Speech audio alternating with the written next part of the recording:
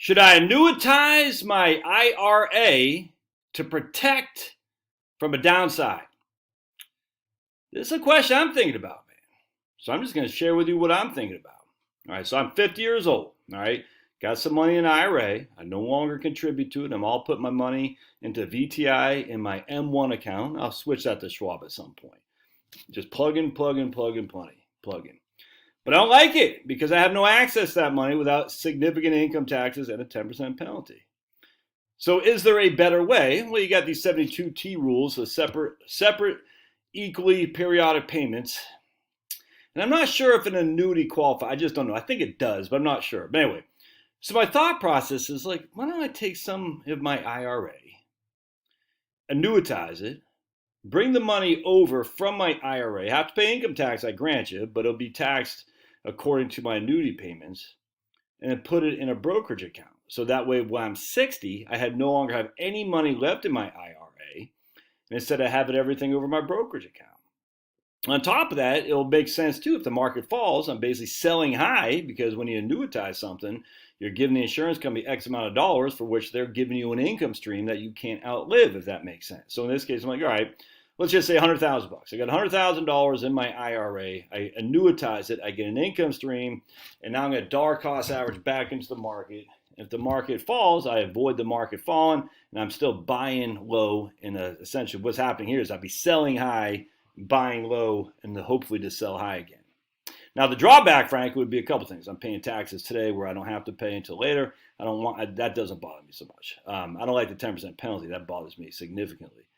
The second drawback, frankly, is that I'll also not just be paying taxes, but what if the market continues to go up? All right, so let's crunch these numbers here. So I went to Schwab. I'm born January 1st, 1970. I'm in Georgia. I'm going to put $100,000 into a 10-year SPIA, income annuity.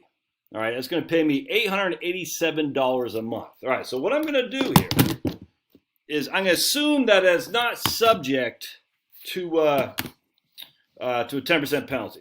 I'm going to assume an income annuity, a SPIA, is not subject to a 10-year premature distribution penalty because I'm not 59 and a half. So I'm going to remember with 72 T's, for instance, you got to do it 5 years or until you're 70 or until you're 59 and a half, whichever is longer. So for me, that'd have to be for 9.5 years. So 50, if that makes sense. So basically what's happening here, I'm saying I'm going to have this account in my IRA moved over to an annuity. I'm going to take $887 a month every month. That will not be subject to a penalty, I don't believe, but it will be subject to income tax. And I'm going to get it out of my IRA. My thought process is I'll wake up 10 years from now, that $100,000 is completely removed from my IRA, and instead it's over here in my brokerage account where I have access to it essentially tax-free. Not quite, but pretty close. All right, so the couple conundrums here. $100,000, obviously, I will no longer have access to that money. And if I needed that money for whatever reason, it's irrevocable. An annuity, and SPIA, an income annuity, is an irrevocable event. So you don't want to do everything. You want to make sure you got enough cash to cover roof going off and deductibles on your auto insurance, all that stuff. Part two, though, is what if the market continues to go up? So I'm going to say $100,000, is what I'm going to annuitize. If I left it in the IRA after 10 years, that $100,000 would grow to, we'll say, 5% a year is what we're going to get. Hold on just a second. $1,000 would grow to $162 at 5%. Let's say 7%, what would it grow to? It grow to $196 at 7% because the rule is 72. All right. So if I do nothing, I got $162,000 when I'm 60 years old, or $192,000 depending on what my the growth is on the portfolio. I'm just using a simple linear rate of return, which makes sense because I'm not touching it. So a linear rate of return is fine because even if it goes up and down over the course, the compounded annual growth rate, CAGR, would be 5 or 7%. All right, now I know I'm going to lose 25% to taxation, so we can worry about that in a different video, but I'm not worried about that in this stage. All right, so we know it's going to grow to 162 or 196 depending on what I get from the growth on that for the next 10 years. All right, so let's see. Instead, though, I'm going to say, okay, well, I'm going to take it out. I'm going to get $887 a month. I'm going to dollar cost average into a brokerage account. We'll just say VTI. What would that grow to? All right, so hold on just a second. All right, so if I dollar cost average at 5% a year, all right, so I'm putting 887 a month into it, I will have 137 at 5% or 153 at 7%.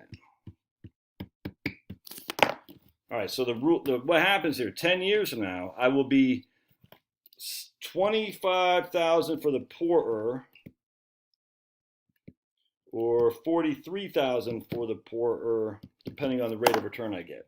So I'll be 25,000 richer if I don't do this, if I just leave it in there, I got 5%, or I'll be 43,000 richer if I got 7%. So depending on what the market's doing. Now let's just say average 2%. We'll have a decade like the 2000, the odds.